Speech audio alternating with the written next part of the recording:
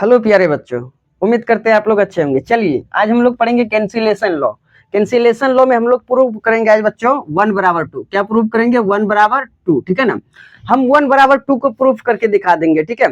और आप लोगों में यदि क्षमता है तो आप लोग पकड़ के बताइए कि किस लाइन में गलती है। गलतियां होंगी लेकिन आपको बताना है कि किस लाइन में गलती है। ठीक है ना। कमेंट बॉक्स में बताइएगा किस लाइन में गलती है। ठीक है। तो चलिए स्टार्ट करते हैं। यहाँ पर देखिए सबसे पहले क्या हम लोग लिख सकते हैं 0 बराबर 0। अरे भाई 1 रुपया 1 रुपीज बराबर 1 रुपीज, तो 0 बराबर 0 लिख सकते हैं ना। 0 रुपया मतलब क्या? कुछ भी नहीं, कोई एक भी रुपया नहीं, मतलब 0 रुपया भी नहीं। मेरे पास कुछ है ही नहीं। तो जब मेरे पास कुछ नहीं है तो आपके पास क्या है? कुछ भी नहीं। यानी कि 0 रुपया बराबर 0 रुपया। आपके पास कुछ नहीं है, मेरे पास कुछ नहीं है, इसका मतलब हम दोनों एक जैसे हैं। ना मेरे पास 1 रुपया है ना आपके पास 1 रुपया है, दोनों 0 0 है। ठीक है। तो 0 बराबर 0 लिख सकते हैं। ठीक है, चलिए ये तो समझ में आता है।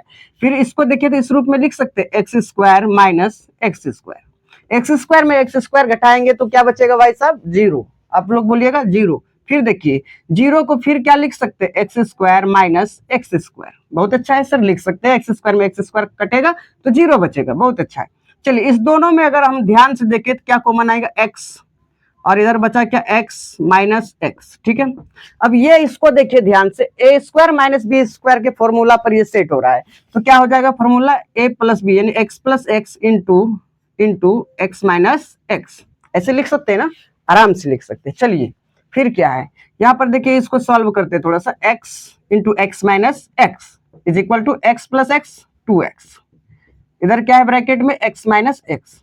अब क्या है यहाँ पर ध्यान से देखिए, ये दोनों सेम है, x माइनस एक्स और x माइनस एक्स सेम है, और यहाँ गुना में है, यहाँ भी गुना में है। तो ये दोनों आपस में पूरा पूरा क्या हो जाएगा? कट जाएगा। तब क्या बचा बाबू? इधर x बराबर 2x, x बराबर 2x। फिर क्या है? अच्छा यहाँ पर बताइए, यदि इस x को हम लोग 1 से मल्टीप्लाई करा दे तो 1 इंटू एक्स एक्स ही रहेगा अभी, इसमें कोई दिक्कत नहीं है। दिक्कत चलिए फिर क्या है, यहाँ देखिए तो x यहाँ गुना में है, यहाँ भी x गुना में है, तो गुना में दोनों तरफ सेम है तो कटेगा, तो कट गया। तो क्या बचा बाबू? 1 बराबर 2। ये 1 बराबर 2 आ गया है। आप कमेंट कीजिए कि किस लाइन में गलतियां है। ठीक है। यदि आप बता दिया आज कि किस लाइन में गलती है तो आप महारत हासिल करेंगे। ठीक है। चलिए अब हम बताते हैं गलती किस लाइन में है।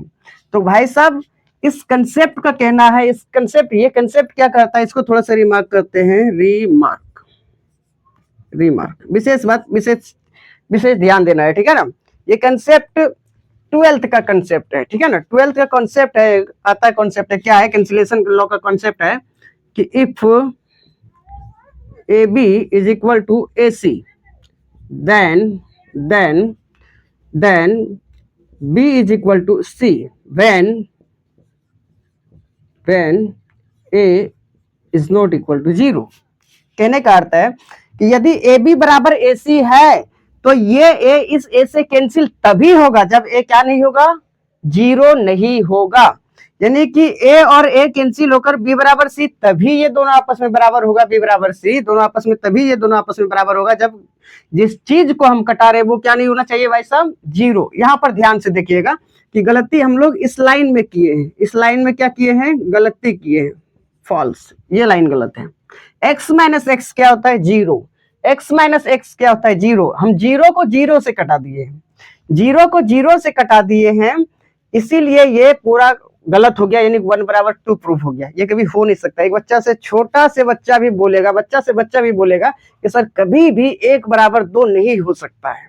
ठीक है। चलिए इसको याद रखिएगा। समझते हैं इसको और एक एग्जाम्पल से। जैसे ध्यान से देखिएगा, हम एक एग्जाम्पल और लेते हैं। क्या 0 बराबर 0 लिख सकते हैं?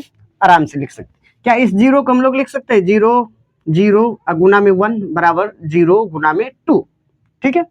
फिर क्या था? 0 को 0 से कैंसिल कर दिए। क्या देखिए 0 को लिख सकते हैं 0 गुना 1 0 ही होगा, 0 को लिख सकते हैं 0 गुना 2 0 ही होगा। तो 0 को 0 से कटा दिया, क्या आ गया भाई साहब? 1 बराबर 2, जो कि गलत है। ठीक है।